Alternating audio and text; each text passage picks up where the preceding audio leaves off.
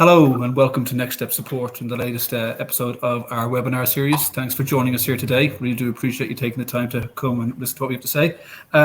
Today we're in conversation with Marsh McLennan. Marsh McLennan are a financial services company, and we've got two members of their early careers recruitment team joining us here today to give us some advice on the whole aspect of applying, interviewing, starting your career at a time of such uncertainty. So I'm delighted to welcome both Gabby Sewell and Abby Streak joining us here today on Next Step Support. Thanks very much for joining us, guys. We really do appreciate you taking the time.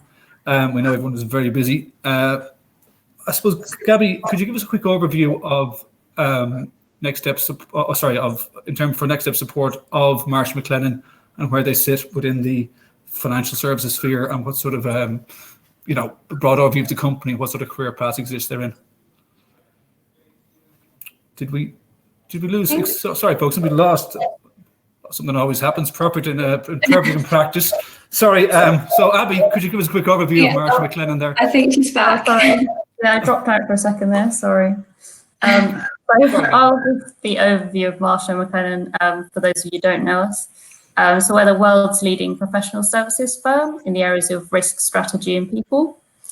And we're split into 4 different businesses. So we're split into Marsh, which is insurance broking and risk management company. Mercer, which is our health, wealth, and careers consulting. Guy Carpenter, which is reinsurance and strategic advisory services. And Oliver Wyman, which is our management consulting firm. So Abby and I recruit for Marsh, Mercer, and Guy Carpenter. We unfortunately don't do the recruitment for Oliver Wyman, but you can find details about them on our website. And we have a number of graduate programs when we do start recruiting for those for the next year. So, for example, in Marsh, we've got a Marsh General graduate program. So this will be in our broking, client executive, or projects business, and that will be in several different areas. That could be in energy, risk management practice, marine, construction, etc. So there's a lot of different opportunities within our programs. We also have a Marsh Client Advisory Services program. So this is a little bit more analytical, and you work in support of the broking business or directly with clients for that. And what would a normal summer look like for you in terms of recruitment, and how has that kind of changed in the current situation we find ourselves in?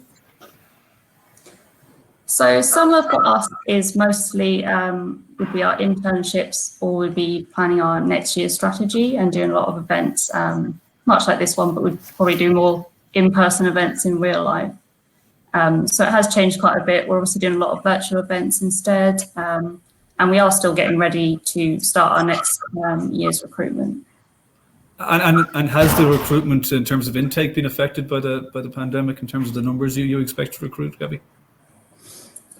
So for this year, so we started our hiring for the 2020 intake in September last year, and then we were recruiting from that throughout January onwards. So luckily for us, we did all of our graduate hires just before COVID happened.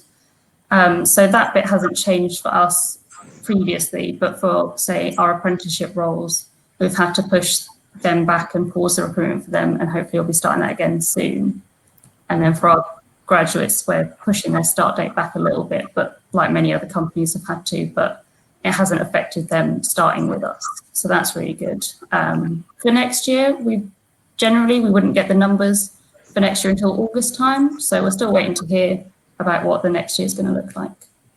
Okay, and I know you may both have questions for Gabby and Abby during the course of the webinar, so please fire them through. If you see a question that you like, upvote it, and we'll make sure we get to it. We won't get to all the questions, but please ask what's on your mind, and we'll do our best to help you out. Abby, Gabby's illustrated there that you were fortunate that you'd gone through the process of getting your graduate hires through before the pandemic struck. So how have you communicated with graduates? It's a very uncertain time for them to be either starting a career or preparing to start a career without having a chance to go into the office, get a sample of the office culture, the company culture, which is so important these days. How have you been communicating with graduates, and what sort of tools have you been using to help them kind of onboard or prepare for starting their career? Yeah, so one thing to note is that we currently are doing a virtual summer internship for those we had offered a place to on our internship originally, but then were unable to obviously come and join us in person in the office. So for them, they are still receiving some kind of experience. So that includes a lot of obviously virtual webinars, and that's a global piece as well. So that's UK and US. So they are still getting to know the culture of the company. They're still being able to network with people, hear from recruiters, hear from senior speakers. So for those, although they were unable to kind of experience the internship that we had planned, they are still receiving something which should hopefully put them in a good place for graduate programs for the following year, even if it's not a graduate program with us. And then in terms of those who we had offered a graduate position to, as Gabby mentioned, we've had to postpone their start date slightly, and that will now be in January instead of September. So for those candidates, what we've done is put together a complete launch strategy so that they're having constant communication from us. We're sending them monthly newsletters with updates on how the company are dealing with the current climate, and we're also providing them with a lot of opportunity through virtual events where they can get to know each other and kind of build relationships as a cohort before they join, and then also getting interaction from the current graduates that we've got on our programs and also senior representatives from the firm as well.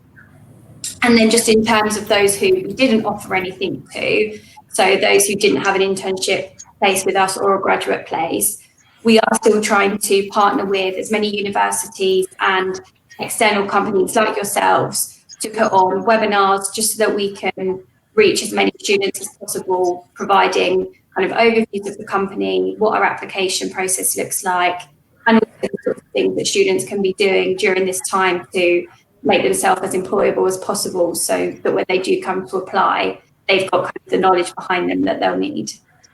Okay, and what are some of the questions that you've been asked by graduates or graduate hires, and some of the concerns they may have, about the uncertainty?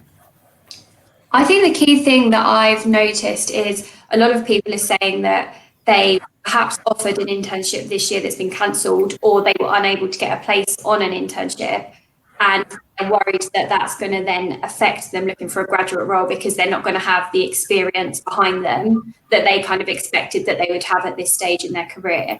So I think the big question around that is, what can they be doing to still have a good CV, to still make themselves look like a strong candidate to employers? And I think the main things that we're kind of saying on that front is they have a lot of time now that you can use really wisely. So I know that there's a lot of skills webinars that are being put on by companies, ones that you would maybe normally have to pay for to attend in person, which are now free virtual ones. So it's definitely worth having a look online to see what you can find in that sense. There's also a lot of webinars from companies like yourself and many others who are partnering with companies to produce these sorts of virtual webinars with a lot of useful content. So students just need to be being really aware of what's out there, keeping on top of that, and just signing up to as much as possible to ensure that they're getting the information, because it is out there. Okay, and Gabby, just to build on that, Abby's mentioned there that doing things like online courses, or they could be very short courses, or they could be certifications, or watching videos on certain soft or hard skills you can build up. I mean, do they really make a difference when it comes to the application process?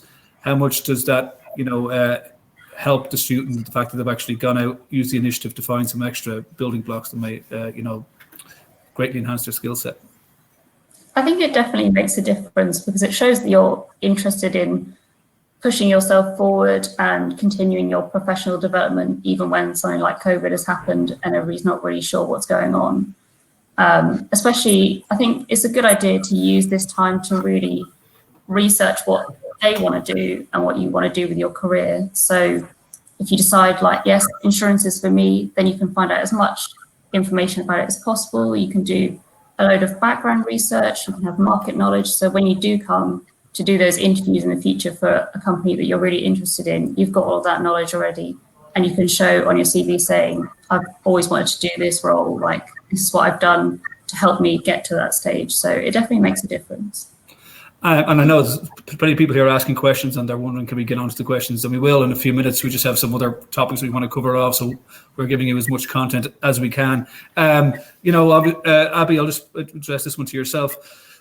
Students, when they're going through the remote application process, and that's it. Let's face it, even before the pandemic, this was still very much a thing. Video interviews, automated video interviews, and it's literally for every job you go for now. That's probably something you're going to have to go through. Could you give us a few quick kind of do's and don'ts and pitfalls, and maybe I don't want to use the word horror stories, but things that you've seen that we don't want to do when it comes to video interviews? Yeah, sure. I think, as you said, it is a lot more common now, and I think obviously the more applications you do, the more familiar you're going to become with it, and you should hopefully feel more confident, and that will definitely help. But just for kind of the initial stages, I think key things, and they may sound really obvious, but just making sure that you're alone in a quiet space where you know you're not going to be disturbed. We have had multiple videos that we've watched where somebody's had someone walk in the back of the room, start talking to them, and then they have to quickly close the video, or they completely lose train of thought. So simple things like making sure that you know you're not going to be disturbed, having notes but not reading off your notes. So you're going to have a couple of bullet points down on a piece of paper next to you to kind of prompt you, but it's very easy to tell if somebody is sitting reading off a list of notes. So please just be aware of that although you may think you're quickly glancing down at something, to us it looks like you're basically reading off a piece of paper. So being aware of that. I think as well, making sure silly things like testing your webcam and your sound before. A lot of platforms do give you the opportunity to do a tester question, just so that you can hear yourself back and you can see what you look like. The opportunity to use that just so that you know that you can be heard, because if there's any issues with your sound, depending on the number of applications that a company get, they may not always be able to come out to you personally and ask you to repeat that. It would probably be more on you as the candidate to acknowledge that yourself and ask to retake. So I think there are a couple of key things. And then the other thing that we do often say to candidates is use it as use it in the same way as you would a face-to-face interview. I think a lot of people under-prepare because it's online and they think it's not quite as formal or as serious as a face-to-face interview. However, it's still determining whether you make it through to the next stage of the process, and you should be taking that as seriously as you would if you were attending an assessment centre. So just ensuring you're doing your research beforehand, you are noting down some kind of prompts, you've got answers to standard questions, you know your motivation behind why you're applying, because they're the sorts of standard things that will come up again and again in video interviews. Okay. And Gabby, just if people who are looking at this now and they're interested in Marsh McLennan for the forthcoming milk round or application round as such, what's the process now, and has that changed? Or just give them maybe some dates and deadlines of where they can find out some more information, and then we'll move on to some questions. Yeah, of course. So typically we post our roles in end of September time for the 2021 intake. So our application process hasn't changed. The majority of it is online anyway. So you apply with your CV online. You then go through to, if you're successful, you go through to a video interview. And then on the back of that, you'll have little gamification tests to assess cognitive ability. They're only about 15 minutes long. And then after that, you'll be invited to an assessment centre if you're successful. But this time, at the minute, we're planning to have virtual assessment centres. So planning for that, we would ideally like to have in-person assessment centres, but for now, we've got to plan for it to be virtual just in case. Okay, and Abby, sorry, last question. Gabby's mentioned there virtual assessment centres, aptitude tests. Where can people go maybe to, we have, I know what Target Jobs have the graduate benchmark as do Grad Ireland, but where else can students go that they might find, tricks and tips to handle things like a cognitive reasoning test, numerical reasoning tests that people may be comfortable with normally when they know what they're coming up against, but when you're confronted with something, it can throw people. And also virtual assessment centres. is there any information sources out there as to what people can expect of what they might look like? Yeah, so just in terms of the games that we ask students to complete, they are really difficult to plan and prepare for because it's not about kind of your numerical reasoning side, it's more games without... That sounds like fun. A better word for it, yeah, they're really fun. But it is more games, and it's just testing kind of your initial way of thinking to see what kind of competencies you have. So it's really difficult for students to prepare for those, and they can't retake them or anything like that. So it's hard for them to prepare. It's more of like you go on, you'll do it, and they're not necessarily used as a screening out tool. They're more used as an addition to the video interview for us. So it's really something that we don't want students to worry about too much. And I suppose the very fact that they've got to that point means that they have the abilities that makes them a possible fit for this role as well. Yeah, exactly. And we will always look more at the video interview than something like a game, because we feel like we can get obviously a lot more from that. And the virtual assessment centres, that would be similar. That it's not something you can really prepare for because it's obviously very company specific as to what you're looking for. Yeah, so the virtual assessment centre, similar to any assessment centres, I would plan for an interview of some kind, plan to do some kind of group task. Obviously, you won't know what the group task is, but just think about if you were to be put in a group task scenario, what kind of things do you think that a company would be looking for you to display? They're the sorts of things and ways you can prepare rather than kind of the actual content, because you're not going to know that ahead of time. The only thing on that is some companies, and we do for some of our assessment centres, provide a bit of pre-reading. If you do receive pre-reading, make sure that you are reading that fully and doing a bit of preparation around that, because it's obviously for a reason. Okay. Thanks very much. I'm going to move on to some questions, if that's okay with you both. We've got quite a few here. And as I said, we won't be able to address them all, but because we want to address, as many concerns as possible, make sure they're kind of broad concerns so they cover as many different people's questions. So the first one, which is it's a good one to ask about webinars when we're sitting here on a webinar. And Gabby, I think I asked you this earlier, that that it adds to your perception of a candidate if they've taken the time to do an online course or watch an online video that may boost their skill set. Things like students attending lots of webinars and what they've learned from them, is that something they can feed into, either an interview or a CV? I wouldn't say you should list every webinar that you've ever attended on CV, because that'd be ridiculous. But if you go to a lot of webinars that are sort of industry specific, then it definitely gives you more of a bulk to talk about when you do come to that interview stage. So you've got a lot more research behind you, and the more you know about the industry, the more confident you'll come across when you're answering those kind of questions, like why do you want to work for the business? Yeah, I suppose if someone says to you in an interview, I was at a webinar last week and I was listening to such and such from a particular company, and he was saying that, like, that sort of nugget of information about the industry can really help, I suppose. Yeah, definitely. It shows a lot more interest as well. We want to know that you want to work for us as much as we might want you to work for us as well. Okay, and a lot of people want to know about the kind of the career progression, I suppose, with Marsh McLennan. How can a graduate expect to progress, for example, through Marsh, for example? Abby, what are the kind of career progression paths? Yeah, so typically our graduate programs are 2 to 3 years long, and that depends on the opco that you start in. And what that would be is, within the grad program, you would normally do some kind of qualification. Again, the qualification differs depending on the program that you're joining. But you would complete that qualification, and then after the graduate program, you would then roll off into kind of permanent role within the company and just progress through kind of like any other employee would. So it's definitely a good opportunity and a good way to get into a company, get your qualifications, and then kind of learn on the job as well.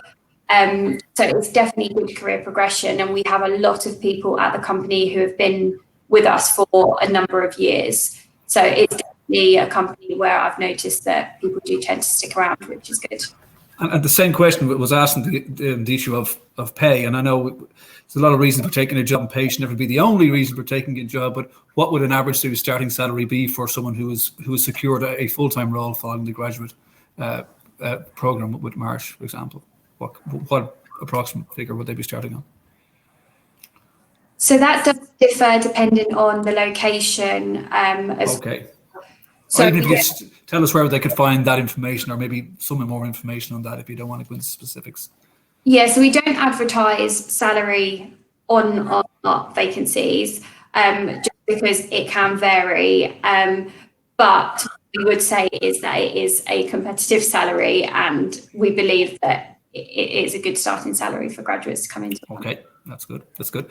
Gabby, can I address this one to you? I have a question here saying that recruiters in the financial sector, they prefer one-page CV, or is it a two-page CV? And I know a lot of applications now are obviously done online, but if you're meeting them for an interview, they're going to have a CV likely. So what sort of length, or is there a length that really is most appropriate? So I think 1 to 2 pages is fine. Any more than that is just too much information.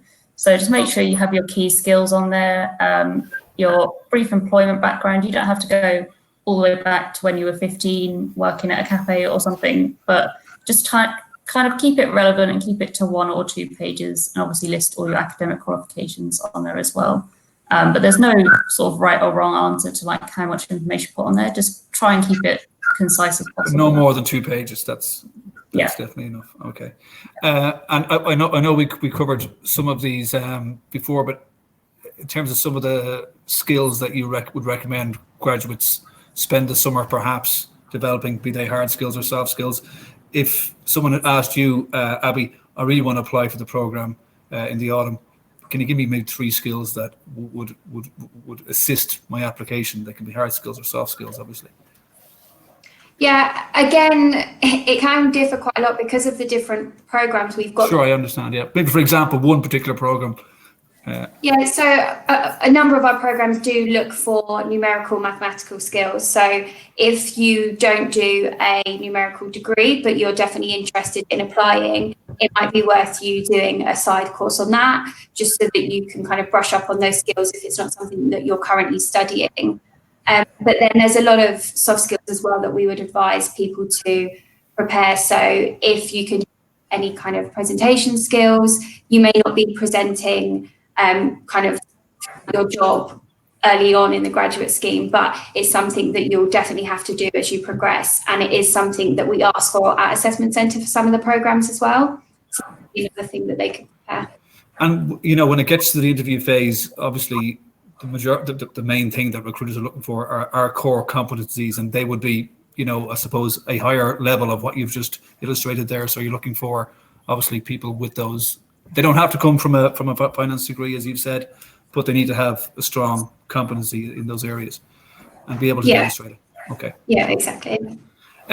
Gabby, can I ask you about the culture? Is obviously a hugely important thing now, both for applicants and for companies in terms of how they attract people to their firms, and that's been very challenging now, I suppose, for you guys in terms of how you can promote the culture of Marsh McLennan. How are you able to kind of do this still? And this question is kind of multifaceted. And someone asked me here, when do the 2021 summer internships open? All part of the same question. So for, I guess, our company culture, we're obviously it's all on our website. We're a big global company, but we're also trying to be really inclusive and working together across all of our businesses. We try and work with Marsh, Mercer and Guy Carpenter all together. So we promote that kind of culture of inclusivity and working together to build the best outcomes for our business. And then internship-wise, Abby's probably better to answer that question. Abby, thank you.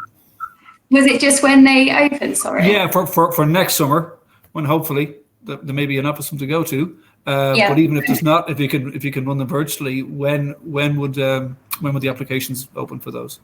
So the applications will open September again. So it's normally our grad intern applications will all open together in September, and then the internship will typically run from June to August. Okay. And do you offer any sort of work experience to students at first year or second year, maybe second year, who are interested in finding out if this field is for them? Any sort of short work experience programs or work experience days? Do you offer anything like that, Gabby? So most of our planned work experience programs tend to be for younger students, so more like apprenticeship level school leavers. But we also, if you do email us and you are interested in work experience opportunities within the firm, we will look into that for you and see if we can fit you in for maybe a week or so within the business, wherever we can. And are you able to apply for more than one role? For example, say you're not, can you apply, you basically illustrate that you work for 3 or 4 major companies. Are you able to apply for different ones in each of the companies? Is that? Yeah. And they would all start at the same time, the application process? Yeah, so our applications open September and typically run through until January. So you can apply any time within that time frame, and you could maybe apply for one to begin with, and then if you decided kind of over those months that you wanted to apply to another one, then you can do, that's completely fine. Or you can apply to maybe 2 or 3 right at the beginning, see how you get on. That's fine. The thing that we would advise is, if you are applying for more than one, just to make sure that you are actually interested in it and you're not just applying to apply, if that makes sense. Yes, exactly. So it's like for any job, don't use the same application for every job. It's just it's going to stand out a mile. Yeah. And Abby, I'll stick to this one, and I don't know if we can answer this one. It's maybe you've experienced this before from a candidate. It's in relation to video interviews. They said they received an invitation for a video interview, but they didn't start it because they didn't actually click on the link. But then they got an email saying they didn't meet the standard of the video interview. Does that sound something that's maybe platform related and they've tried to email them? Have you heard of this happening before? That could be because if the season ended and we had finished all of the recruitment, if they had kind of gone into the platform at all, then they've got an email because it may come up to us that they had started it. So that could be why they received that. Okay. And I think, Abby, we've covered this one off. People are asking, do they have to have a degree from within the financial sector related to it? No, not at all. Oh, sorry, was that for Gabby? Sorry. So we don't ask for most of our programs, we don't ask for a specific degree or from a specific university or anything like that. Some of our programs, for example, I think one of the Guy Carpenter, we have an analytics and advisory program. You might have to have a maths A-level or a more finance-based degree for that program, but the majority of our programs, you don't have to have a financial background. Okay. And there's a good question here, and Gabby, I'll stay with you on this, about a CV-based question. Is describing work experiences on CV with bullet points, and then say I worked in a cafe, or I worked in an office, and I learned this. Like, do you have to say I learned communication and I learned resilience? Do you have to give examples of this, or was that something that you can kind of do at interview stage?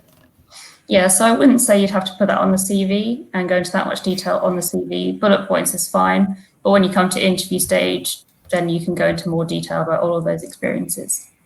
Okay. And I think I asked this before in a previous webinar, Gabby, so I'll throw it your way again. Do Marsh sponsor Tier 2 visas or international visas? Currently, we don't sponsor for the graduate programs. Okay. And Abby, I'll just time for a couple more questions. We've got a lot here, so I'm sorry we won't be able to get through them all. But someone here, and it's a Marsh specific question, that they completed the video interview and then saw that the recruitment process was paused and that will be opened again. But as far as we're aware, you've completed your graduate intake for this year, or that the graduate intake is closed for this year, obviously. Yeah, I'm happy for that person. Sorry, I can't see in the questions because it's only there. Yeah.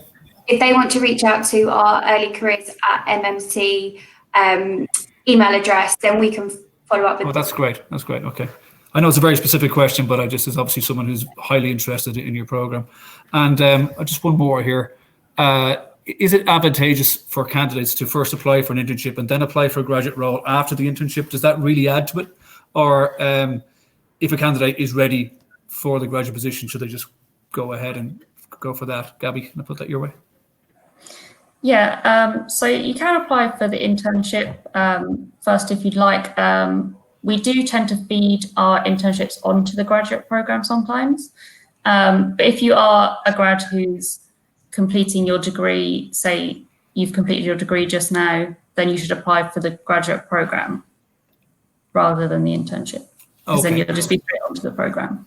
And say you want to work for a firm like Marsh McLennan, you like the global aspect, you like the sector they work in, but numbers just aren't your thing. And I know there's different sectors, obviously there's HR, why I'm talking to you guys, and there's operations and there's marketing.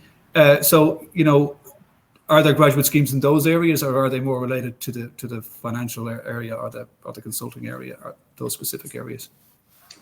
So within Mercer, which is our consultancy firm, there are a number of roles which aren't so focused on kind of your financials and numerical skills. So we have consulting for wealth, health and career. And so, for example, the career side of that is a lot more looking at workforce strategies and kind of looking at employees and how you can kind of build the best experience for the company in that sense. So you wouldn't necessarily need numerical skills for something like that. So I advise, if people are interested in us but don't have that set of skills, have a look on our website and you can look at the job descriptions and it will break down for you exactly what is necessary for each role. Okay, listen, thanks very much. And sorry, we are actually over time now on this webinar, so we will have to bring it to an end. Thanks for all your questions. Thanks for being here today. I really do appreciate it.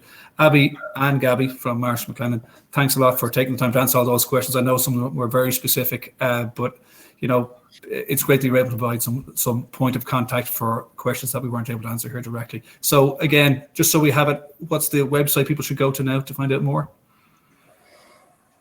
So you can search in Google for Marsh McLennan companies, and our careers page will come up. So you can click on our careers page for any job postings, and you can also join our talent network from there to get job updates. And then if you want to email us directly, you can email us at earlycareers@mmc.com. Brilliant. Listen, thanks very much. All the best. All right, thank you. Take care. Bye-bye.